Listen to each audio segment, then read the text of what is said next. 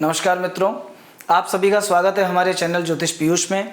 मैं आचार्य पीयूष वशिष्ठ आपके सामने एक बार फिर से हाजिर हूं साप्ताहिक राशिफल को लेकर। आज के इस राशिफल में हम बात करेंगे कुंभ राशि के लिए आने वाला सप्ताह कैसा है। 9 से 15 जून के बीच का समय कैसा जाने वाला है। देखिए, वर्तमान में कुंभ राशि को लग्न में राहु ग्रह का गोचर चल रहा है, जो अभी अभी चेंज हुए हैं, और साथ में उतरती साढ़े साथी भी चल रही है। एक तरफ जहाँ बृहस्पति देवता पूरे तरीके से भाग्य का सहयोग दे रहे हैं, वहीं पर लग्न में स्थित राहु कहीं ना कहीं कुछ परेशानियां भी लेके आएंगे। राहु की वजह से आपके स्वभाव में थोड़ी सी उग्रता आएगी, व्यवहार परिवर्तन होगा।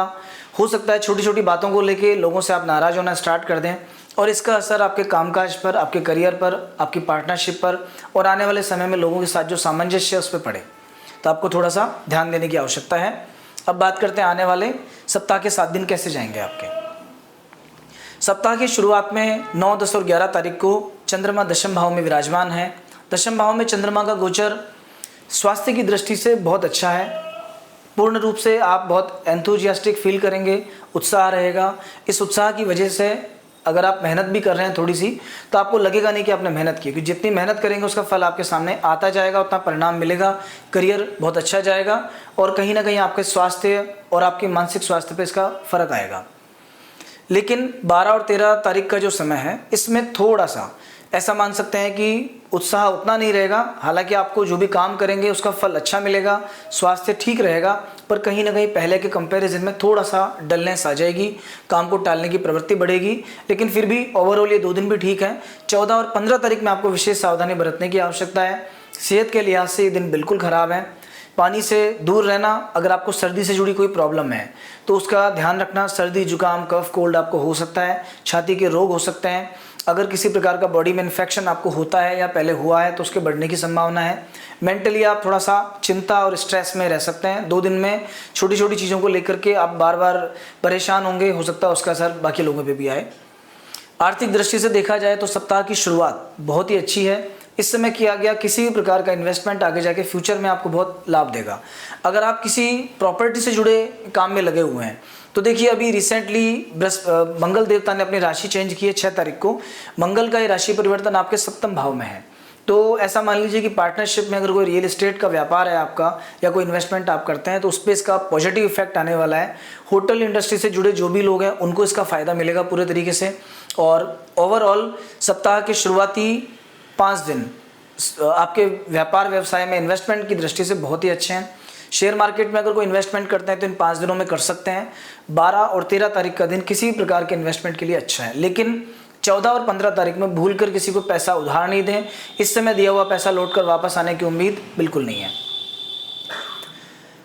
कामकाज और करियर की दृष्टि से अगर देखा जाए तो शुरुआती 2 दिनों में आपके मन में बहुत उत्साह रहेगा। आपके जो कलीग्स हैं, जो बॉस हैं, जो सबॉर्डिनेट्स हैं, उनका पूरा सहयोग आपको मिलेगा। उन लोगों की तरफ से सपोर्ट अच्छा होगा, तो आपके जो भी टास्क हैं, आपके जो टारगेट्स हैं, आप टाइमली उनको अचीव करेंगे। इस वजह से आपका नाम बढ़ेगा और कहीं ना कहीं लोगों के साथ में रिश्ते भी अच्छे होंगे, ऑफिस में माहौल अच्छा बनेगा। लेकिन 14 और 15 तारीख को किसी चीज़ को लेकर आपको स्ट्रेस रहेगा। ऑफिस में बॉस की डांट सुनने को मिल सकती है, या हो सकता है कि स्वास्थ्य खराब होने के कारण या मेहनत बहुत ज़्यादा होने के कारण उसका असर आपके काम पे भी आए।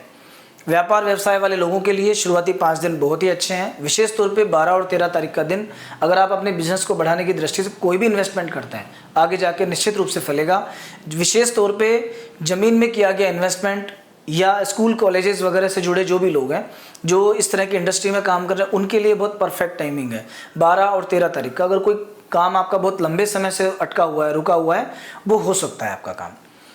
पारिवारिक दृष्टि से अगर देखा जाए तो देखिए, केवल आपके जीवन साथी के स्वास्थ्य को लेकर कुछ गड़बड़ आपके सामने आ सकती है, कुछ दिक्कतें आपको महसूस हो सकती हैं।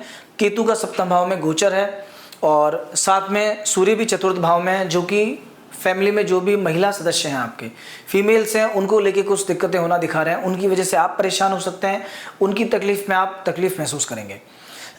विशेष तौर पे 14 और 15 तारीख का जो दिन है, इसमें थोड़ा सा ज़्यादा ध्यान रखना।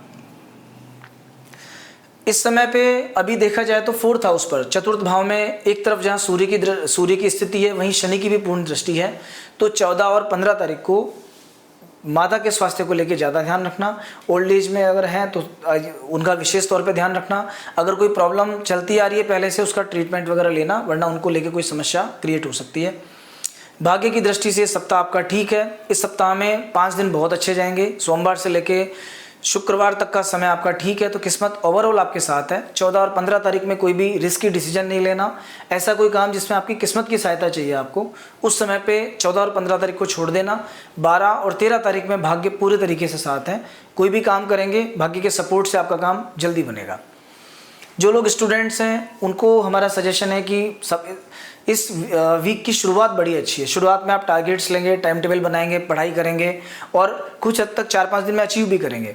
लेकिन लास्ट के जो 2 दिन है, हो सकता है घूमने फिरने के कारण या वीकेंड्स है, थोड़ा सा मस्ती की वजह से या थोड़ा सा लापरवाही के कारण हो सकता है पढ़ाई आपकी डिस्टर्ब हो। थोड़ा सा फोकस रखने की आवश्यकता है। इन्हीं 2 दिनों में, इन 14-15 तारीख में आपके दोस्तों के साथ भी रिश्ते अच्छे रखना। अदरवाइज किसी छोटी सी चीज़ को लेके वाद विवाद हो सकता है, झगड़ा हो सकता है जो बड़े में कन्वर्ट हो जाए, कोई कन्फ्यूजन क्रिएट हो सकता है, इसका लॉन्ग टाइम में इफेक्ट आए। ओवरऑल ये सप्ताह आपके लिए ठीक है। राहु और शनि का कोई उपाय अगर आप करते हैं तो बहुत अच्छा है। और एक 14-15 तारीख में थोड़ा सावधानी बरतना। हमारा सजेशन है 14 और 15 तारीख को यदि आप भगवान शिव के मंदिर में जाएं, दिन की शुरुआत शिव जी की पूजा से करें तो अच्छा है। दुर्गा पूजा से करेंगे, यदि आप माँ दुर्गा को मानते हैं तो नित्य प्रति दुर्गा चालीसा पढ़िए। अदरवाइज 14 और 15 तारीख को तो पढ़ना ही पढ़ना है। अगर आप किसी 14 और 15 तारीख का इफेक्ट आपके स्वास्थ्य पे आ रहा है तो अगर आप कोई राम रक्षा स्तोत्र या कोई कवच पढ़ सकते हैं।